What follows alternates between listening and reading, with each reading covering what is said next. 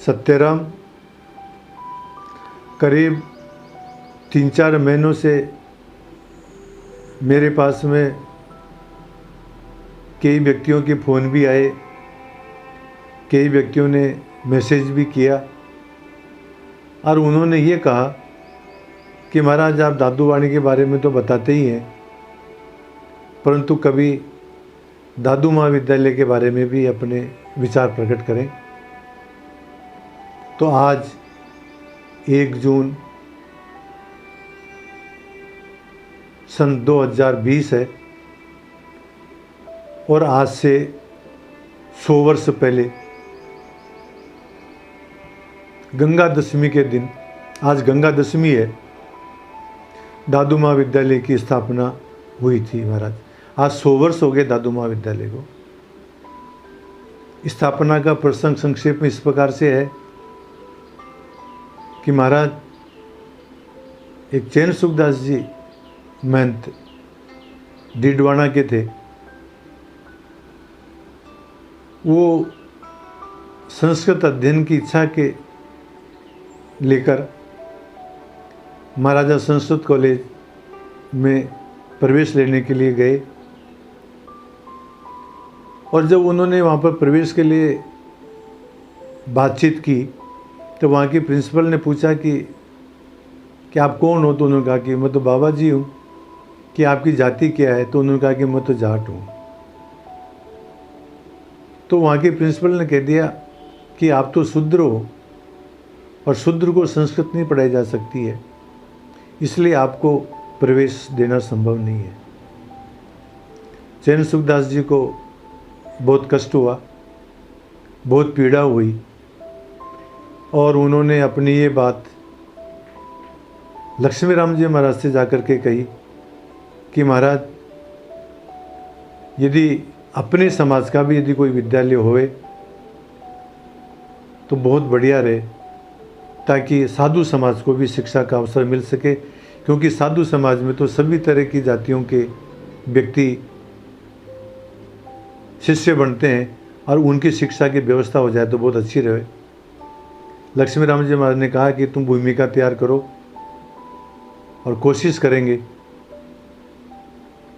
तो चैन सुखदास जी ने जगह जगह जाकर के प्रचार किया और मेले में एक मीटिंग बुलाई जिसमें लक्ष्मी राम जी महाराज को भी आमंत्रित किया गया और उस मेले के अंदर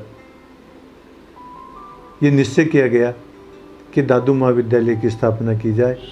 लक्ष्मी राम जी महाराज उसमें आगे हुए और सन 1920 गंगा दशमी के दिन रतिराम जी का बाग, जो कि आज म्यूजियम के पीछे है, था उस समय, वहाँ दादू महाविद्यालय की स्थापना हुई लक्ष्मी राम जी महाराज और चैन सुखदास जी महाराज की प्रयत्नों से। अब विद्यालय की स्थापना तो हो गई, परंतु उसका संचालन कौन करे?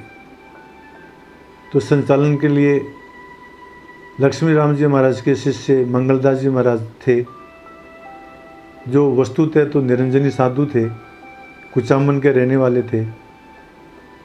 उन्होंने उनको तैयार किया और मंगलदास जी महाराज ने यह संकल्प लिया कि मैं दादू महाविद्यालय की सेवा करूंगा और उन्होंने निःशुल्क अहरनिश तन मन धन से दादू महाविद्यालय की सेवा की, इसको स्थापित किया।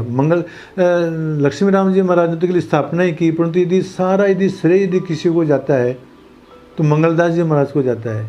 उन्होंने तन से मन से धन से इसके लिए बहुत प्रयत्न किया महाराज। मेरे को अच्छी तरह से याद है, दादू महाविद्यालय के लिए वो जगह जगह सहायता के लिए जाया करते थे। उनका स्वयं का जीवन इस प्रकार का था कि वो स्वयं सारे काम खुद करते थे। मैंने स्वयं ने उनके दर्शन किए हैं, मैं स्वयं उनके सानिध्य में रहा हूँ महाराज। अपने कपड़े धोना, अपने कमरे में बुहारी निकालना, ये वो सारे काम, यहाँ तक कि वो भोजन वगैरह भी जब लेने जाते थे भंडार में तो स्वयं ही जो है लेके आते थे। और स्वयं ही अपनी जो है वो थाली भी मांजा करते थे। बच्चों का इतना ध्यान रखा करते थे कि माता भी क्या रखेगी महाराज। बच्चों का चहुमुखी विकास हो, उसके लिए उन्होंने जो है वहाँ पर संगीत की व्यवस्था भी कर रखी थी। व्यायाम के लिए एक गोपाल दास जी महाराज थे, व्यायामाचार्य, वो बच्चों को व्यायाम करवाया करते थे। वहाँ पर बच्चों के लिए प्रैक्टिकल रूप से जो है औषध ज्ञान भी दिया करते थे, इसलिए औषधालय की स्थापना हुई। च्यवनप्राश, ब्रह्म रसायन इत्यादि बहुत सारी औषधियाँ वहाँ बना करती थी। वहाँ पर ही जो है पशुशाला थी, तो जब बच्चों को जो है छाछ है, दूध है, दही है, इसकी व्यवस्था होती थी। इस प्रकार से बच्चों की व्यवस्था उन्होंने कर रखी थी महाराज कि सुबह 4 बजे उठना, सुबह प्रातः स्तुति करना, सब प्रत्येक बच्चे को व्यायाम करना जरूरी, हरिश्रमण करना जरूरी, शाम को आरती करना जरूरी, समूह के रूप में भोजन करना जरूरी, प्रत्येक लड़के को प्रत्येक कार्य अपने आप करना जरूरी। यहाँ तक कि मेरे को याद है कि हम तो सब्जियां भी जो है हम खुद ही वहाँ पर बुआई करते थे सब्जियों की भी। इस प्रकार से मंगलदास जी महाराज ने दादू महाविद्यालय की और दादू पंथ की महाराज बहुत सेवा की, परंतु मुझे दुर्भाग्य के साथ में कहना पड़ रहा है कि जिस प्रकार की सेवा मंगलदास जी महाराज ने दादू महाविद्यालय की और हमारे समाज की,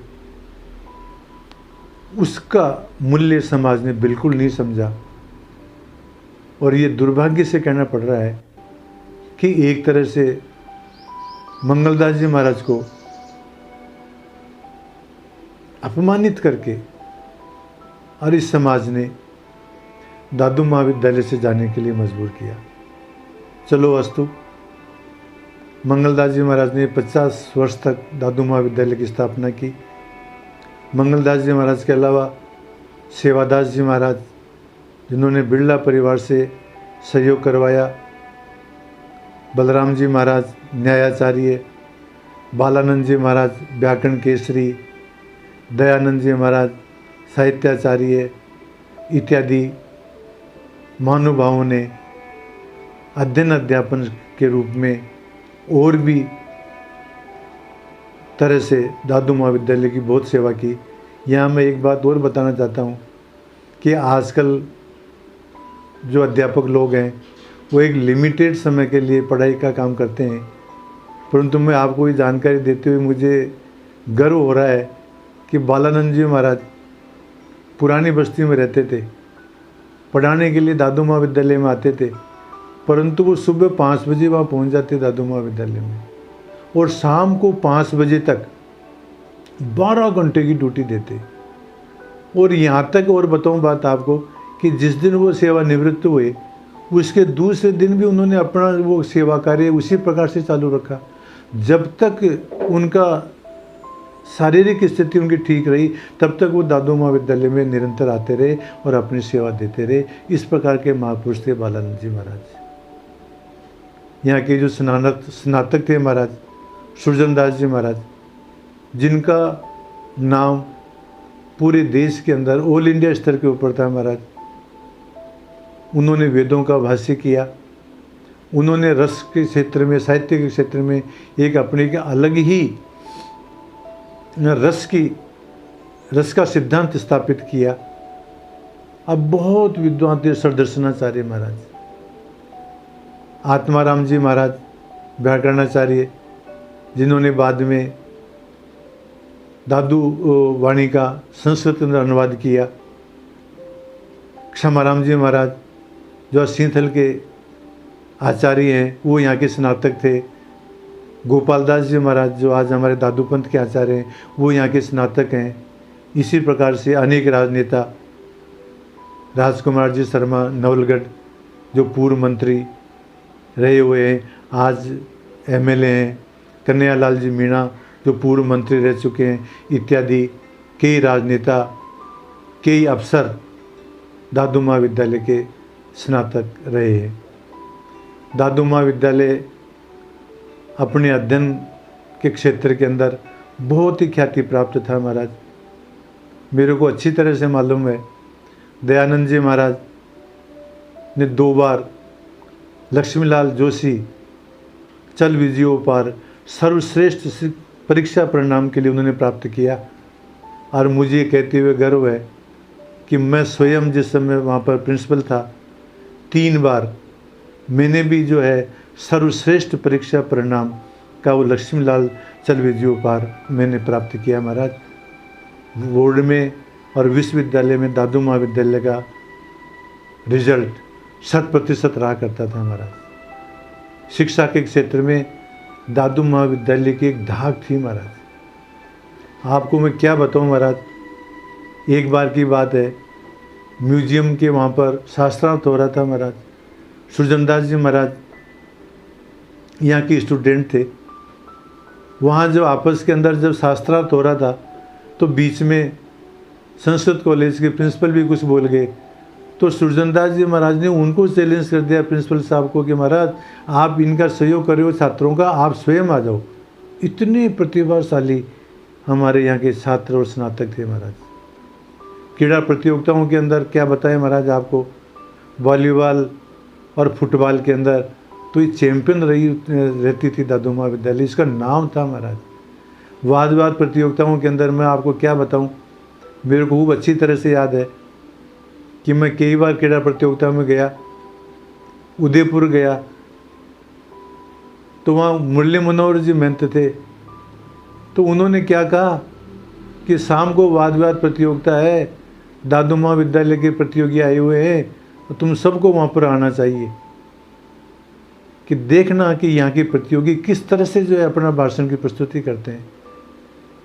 महाराज वाद विवाद प्रतियोगिताओं के अंदर चाहे संस्कृत वाद विवाद हो और चाहे हिंदी वाद विवाद हो, इसके अंदर दादू महाविद्यालय हमेशा प्रथम रहा है महाराज। इसके अतिरिक्त अखिल भारतीय प्रतियोगिताएं होती थी महाराज, उसके अंदर दादू महाविद्यालय ने अंत्याक्षरी के क्षेत्र में गणेश राम जी राम सिन्हा जिन्होंने स्वर्ण मेडल प्राप्त किया, हरिनारायण जी स्वामी ने रजत पदक प्राप्त किया। इस तरह से ऑल इंडिया स्तर के ऊपर भी दादू महाविद्यालय की दाग थी महाराज। चाहे क्रीड़ा का क्षेत्र हो, चाहे शैक्षणिक क्षेत्र हो, दादू महाविद्यालय हमेशा श्रेष्ठ रहा महाराज। एक और बात जो मुझे गर्व होता है इस बात को कहते हुए कि एक बार जिस समय मैं प्रिंसिपल था वहाँ पर बर्मा सरकार ने अपने वहाँ से 2 छात्र भारत भेजे और भारत सरकार से उन्होंने निवेदन किया कि इन 2 विद्यार्थियों को संस्कृत पढ़ा करके आप हमारे को वापस भेजो। तो वो विदेश मंत्रालय के अंदर दोनों छात्र आए और वहाँ ये निर्णय किया गया कि इनको पढ़ने के लिए, संस्कृत पढ़ने के लिए कहाँ भेजा जाए। तो एक का निर्णय तो हो गया कि जो काशी जो है संस्कृत क्षेत्र के अंदर प्रसिद्ध है, तो एक को तो वाराणसी भेज दिया जाए और दोनों को एक जगह नहीं भेज करके एक को दूसरी जगह भेजा जाए। तो दूसरी जगह कहाँ भेजा जाए, तो दूसरे का निर्णय हुआ कि राजस्थान में भेजा जाए। राजस्थान के अंदर जब यहाँ पर संस्कृत निदेशालय के अंदर जब दिल्ली से मैसेज आया कि बर्मा से जो है एक छात्र संस्कृत पढ़ने के लिए जयपुर आना चाहता है, इसकी व्यवस्था, इसको एडमिशन कहाँ दिलाओगे। तो महाराज उस समय यहाँ पर रामनारायण चतुर्वेदी निदेशक थे संस्कृत शिक्षा के, उन्होंने सोचा कि इसको अब राजस्थान के अंदर इस विद्यार्थी को संस्कृत पढ़ने के लिए कहाँ भेजा जाए। आखिर में मुझे कहते हुए गर्व हो रहा है कि संस्कृत निदेशालय के स्तर पर यह निर्णय हुआ कि इस विद्यार्थी को दादू महाविद्यालय में भर्ती करवाया जाए। और रामनारायण जी ने मेरे को बुलाया और मेरे को कहा कि इसी शिक्षा की व्यवस्था करो महाराज। आप कल्पना कर सकते हो कि विदेश से जो छात्र आया है और उसको पढ़ाई के लिए दादू महाविद्यालय को चुना गया, कितने गर्व की बात है ये। इसी प्रकार से एक राष्ट्रीय सेवा योजना जो आजकल भी चल रही है महाराज, इसका ऑल इंडिया स्तर का आयोजन दादू महाविद्यालय में हुआ उस समय राज्यपाल बलीराम जी भगत, ललित किशोर जी चतुर्वेदी, गुलाब चंद जी कटारिया इत्यादि बहुत सारे महानुभाव उस महोत्सव के अंतर्गत यहाँ पर पधारे। और मुझे आपको ये जानकारी देते हुए बहुत हर्ष हो रहा है कि राजस्थान विश्वविद्यालय के कुलपति वहाँ पर आए और वो देख करके उस आयोजन को इतने प्रसन्न हुए और उन्होंने ये कहा कि मैं पूरी टीम को कम से कम भी 100-150 प्रतियोगी बाहर से आए थे, उन्होंने कहा मेरे को कि आप इनको लेकर के आओ, मैं विश्वविद्यालय की तरफ से इनको एक पार्टी दूंगा। और मैं उनके साथ में वहाँ पर पार्टी के अंदर गया। कुलपति महोदय ने मेरे से कहा कि प्रिंसिपल साहब, मेरे यहाँ विश्वविद्यालय के अंदर राष्ट्रीय सेवा योजना की 3-3 यूनिट है, परंतु मैं ऑल इंडिया स्तर का आयोजन हमारे आपस के अंदर मतभेद होने के कारण से, राजनीति के होने के कारण से मैं वो आयोजन नहीं करवा पा रहा हूँ, और आपने एक इतना बढ़िया आयोजन ऑल इंडिया स्तर के ऊपर किया, इसके लिए आपको बहुत बहुत धन्यवाद। इस प्रकार की ख्याति थी महाराज।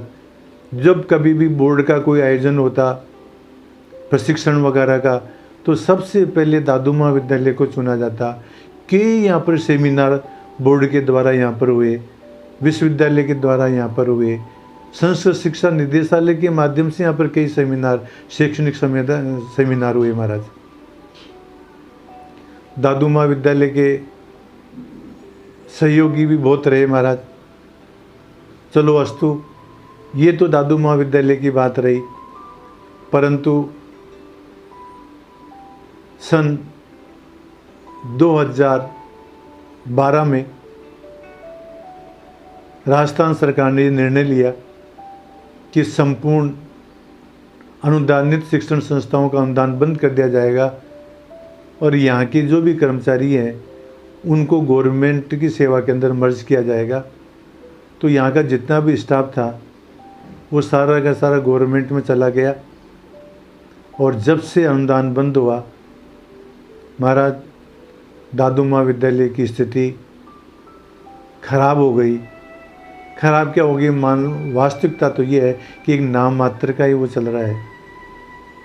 तो आज के इस अवसर के ऊपर मैं वर्तमान में संचालन समिति के जितने भी पदाधिकारी सदस्यगण हैं और दादू महासभा के जितने भी कार्यकारिणी के मेंबर हैं और जितने भी पदाधिकारी हैं, मैं उनसे निवेदन करना चाहता हूँ कि महाराज, ये दादू महाविद्यालय हमारे समाज का गौरव था। हमारे परम इष्ट देव दादू दयाल जी महाराज के नाम से विद्यालय संचालित था और है। मैं आप लोगों से निवेदन करना चाहता हूँ कि येन केन प्रकारेण किसी भी प्रकार से इसकी रक्षा करो और इसको जो है चलाओ महाराज। जब कभी बातचीत होती है तो कहते हैं कि महाराज आर्थिक स्थिति सही नहीं है, आपके पास में बहुत सारी दुकानें हैं, आपके पास में मैरिज गार्डन है। इसके अलावा मैं आपको बताना चाहता हूँ कि जिस समय मैं वहाँ पर दादू महाविद्यालय में था तो मैं जिस किसी व्यक्ति के पास में जाता महाराज, वो हमारे को मुक्त हस्त से हमारा सहयोग करते थे। मेरे को याद है केवल कृष्ण जी मुदगल जो रिजर्व बैंक के अंदर उच्चाधिकारी थे, ओंकारनाथ जी त्रिपाठी जो इनकम टैक्स की ऑफिसर थे, एक कुदाल साहब थे, एक शकुंतला तलवार थी। अरे महाराज, हम जब भी किसी भी समस्या को लेकर के जाते वो हमारा तुरंत समाधान करते। मैं यहाँ पर ये बात बताना चाहता हूँ कि यदि हमारी इच्छा शक्ति होवे, यदि हम दृढ़ प्रतिज्ञ होवें तो सहयोग की कोई कमी नहीं है महाराज। सहयोग करने वाले तैयार हैं, हमारी इच्छा होनी चाहिए। इसके अलावा मैं आपको एक दो बात और बताना चाहता हूँ कि जब मैं वहाँ प्रिंसिपल था तो मेरे पास में कई प्रस्ताव आए। जैसे एक जो है संगीत विद्यालय के व्यक्ति आए और उन्होंने कहा कि महाराज आपका विद्यालय तो दिन में चलता है, हम यहाँ पर आप हमारे को एक हॉल दे दीजिएगा, हम यहाँ पर संगीत विद्यालय चलाना चाहते हैं, आपको किराए भी देंगे। उसका चाहे नाम दादू संगीत महाविद्यालय रख लो चाहे। एक मेरे पास में कंप्यूटर का आदमी आया, उन्होंने कहा कि महाराज हमारे को तो आप अंडरग्राउंड ही दे दो और हम वहाँ पर जो कंप्यूटर लैब खोल देंगे, आपके विद्यार्थियों को फ्री ऑफ चार्ज हम शिक्षा देंगे और हम यहाँ पर कंप्यूटर लैब चलाएंगे।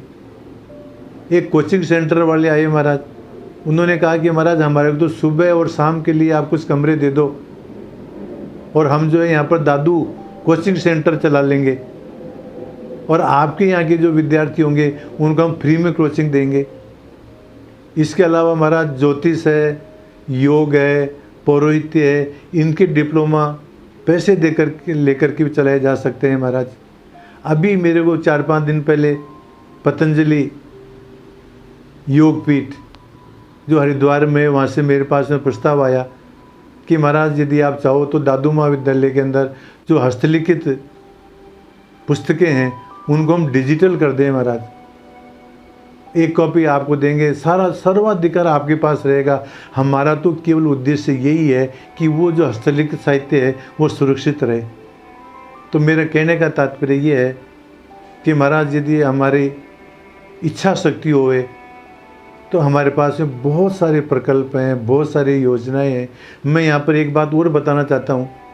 साधु राम जी शास्त्री ग्वालीखेड़ा के अंदर हैं, वो एक अकेला व्यक्ति है और बलराम आचार्य संस्कृत महाविद्यालय, साधु बलराम आचार्य संस्कृत महाविद्यालय अकेला चला रहा है और 5-5, 6-6 विषयों के अंदर उसको आचार्य स्तर की मान्यता है महाराज।